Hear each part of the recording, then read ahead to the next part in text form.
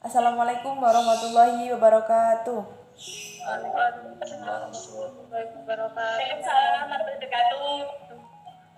Terima kasih untuk adik-adik yang sudah bergabung pada pagi hari ini. Semoga diberikan kesehatan, karena di masa pandemi seperti ini kita tidak tahu kapan akan berakhirnya.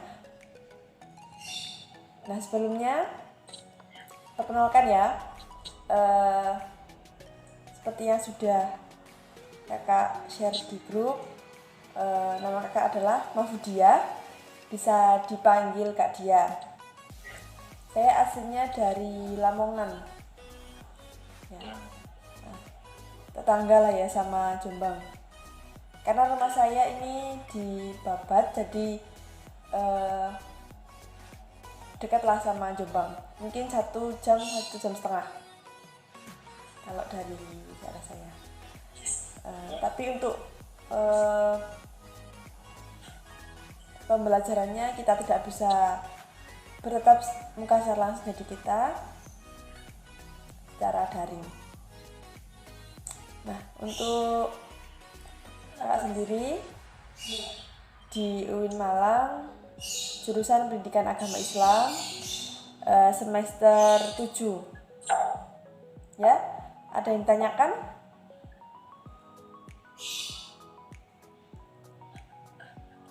Ada yang ditanyakan sebelum nanti tanya-tanya ke kalian yang perkenalan? Nggak ada ya. Pada pertemuan kali ini kita akan membahas proses berdirinya Daulah Turki Utsmani. Nah, untuk poin-poin yang akan kita bahas itu ada 3. Yang pertama, latar belakang berdirinya Daulah Turki Utsmani, kemudian ibu kota Daulah Turki Utsmani, dan yang terakhir, strategi dan kebijakan Daulah Turki Utsmani. Latar belakang berdirinya Daulah Turki Utsmani. Daulah Turki Utsmani berasal dari salah satu suku di Turki Barat, yaitu bernama suku Kayi, yang dipimpin oleh Sulaiman Shah.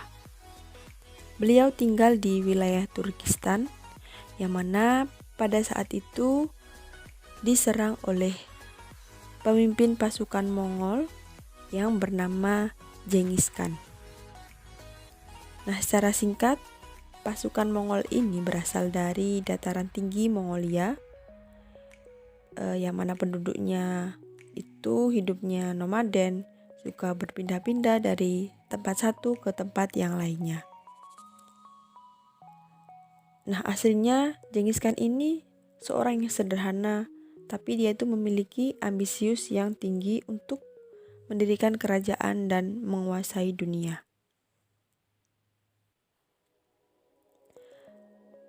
Nah, pasukan Mongol akhirnya hampir menguasai dataran di Cina dan perlahan menguasai kerajaan Islam yang ada pada saat itu.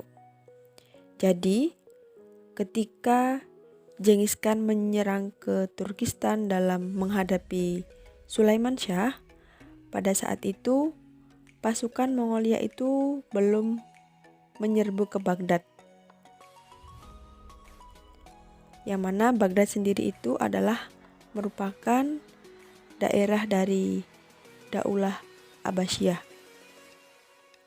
yang akhirnya Daulah Abbasiyah itu runtuh karena serangan Mongolia, akan tetapi dipimpin oleh Hulagu Khan. Hulagu Khan ini adalah cucu dari Genghis Khan, yang mana secara perlahan bisa diketahui bahwa Hulagu Khan menyerang Turkistan, Samarkand, sampai akhirnya ke Baghdad. Jadi bisa diketahui bahwa proses berdirinya Turki Utsmani pada saat itu hampir sama dengan proses lemahnya dinasti Abbasiyah,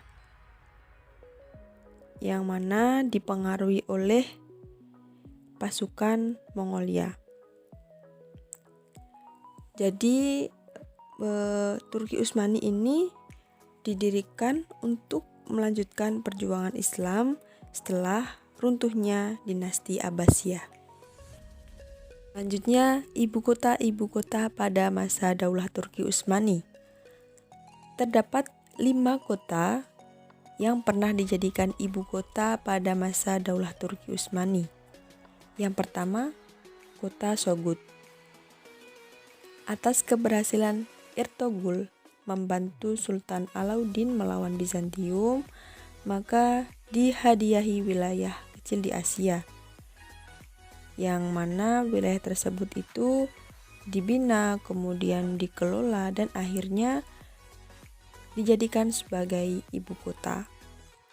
Akan tetapi pada saat itu kota Sogod itu belum resmi dijadikan sebagai ibu kota. Akhirnya setelah beberapa kemudian kota Sogod telah resmi, dan setelah resmi itu dipindah ke kota yang kedua, yakni Qurrah atau Hishar pada tahun 1299.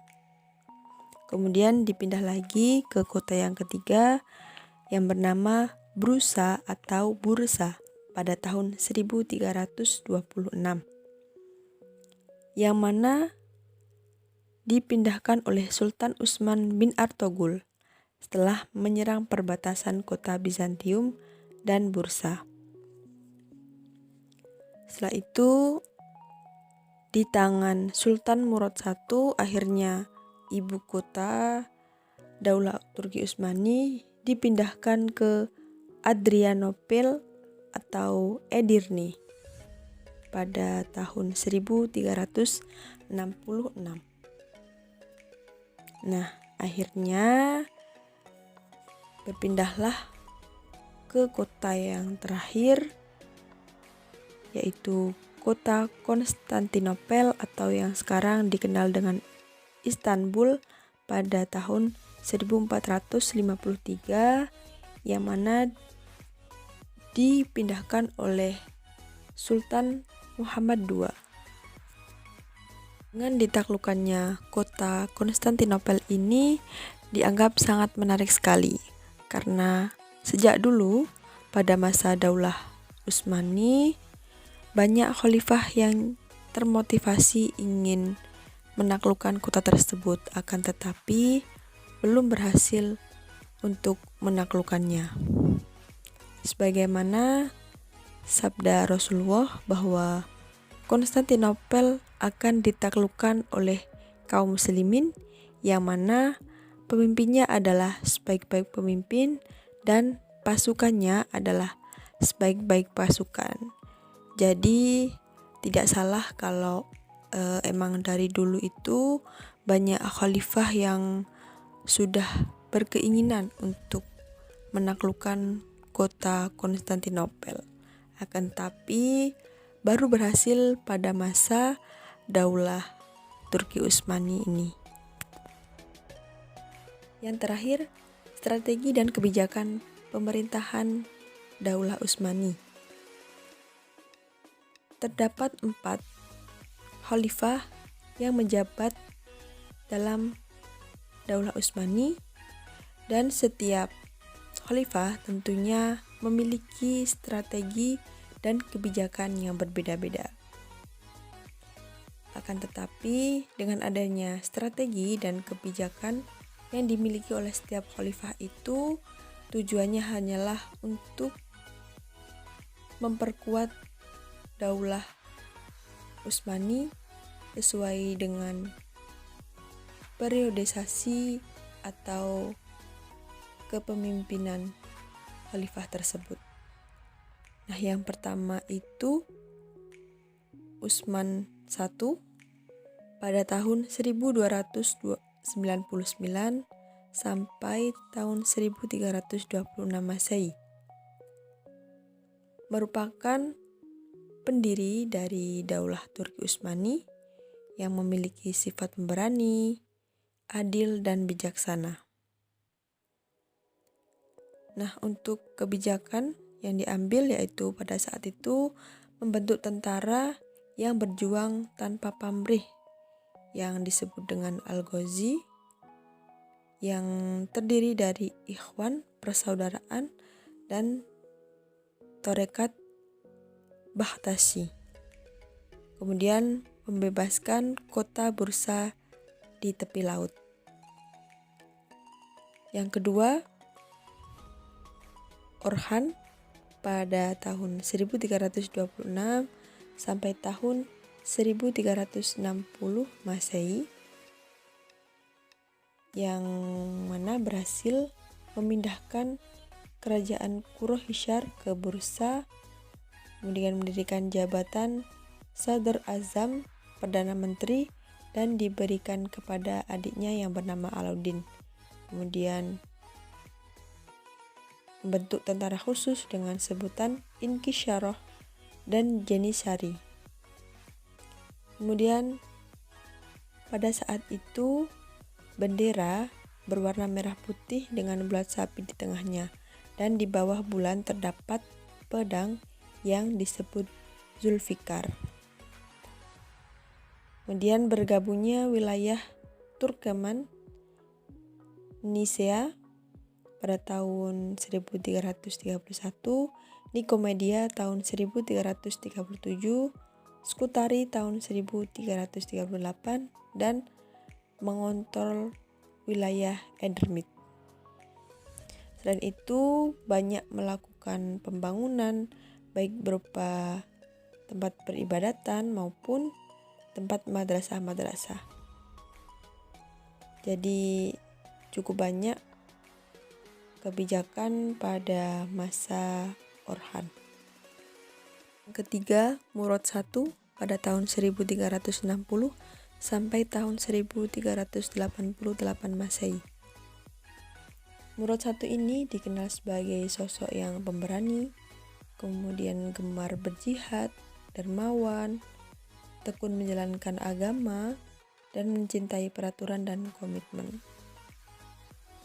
Nah, keberhasilan yang dicapai itu diantaranya berhasil meluaskan wilayah dalam waktu bersamaan di wilayah Asia Kecil dan Eropa, dan menguasai Adrianopel, Macedonia, Sofia ibu kota Bulgaria, dan seluruh wilayah di bagian utara Yunani. Kemudian menjadikan kota Adrianopel sebagai ibu kota baru. Nah, akhirnya Islam semakin luas dan banyak pemimpinnya yang masuk Islam. Akhirnya Islam semakin dihormati dan syiar Islam semakin berkembang. Dan pada saat itu juga dibentuk sebuah pasukan berkuda atau disebut dengan kavaleri. Yang keempat, Bayazid I pada tahun 1389 sampai tahun 1402 Masehi. Bayazid I ini dikenal sebagai sosok yang pemberani, cerdas, murah hati, dan memiliki semangat yang kuat untuk melakukan perluasan wilayah Islam. Keberhasilannya, beliau dapat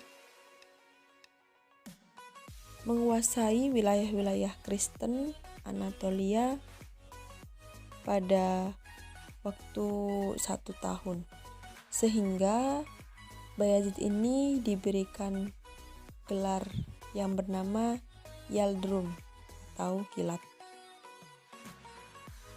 Bayazid ini juga dapat menghadapi serangan Paus Bonifatius yang mencetuskan perang salib, kemudian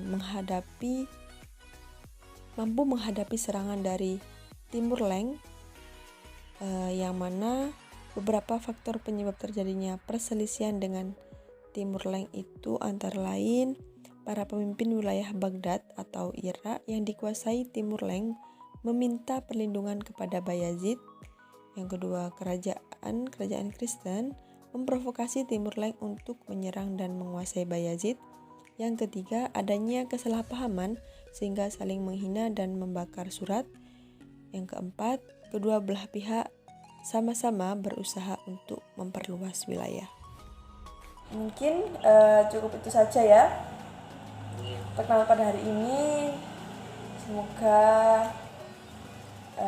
silaturahminya tidak putus sampai di sini, nanti bisa dilanjut di grup WhatsApp. Oke. Mohon maaf apabila ada kata-kata yang kurang berkenan, mohon dimaafkan.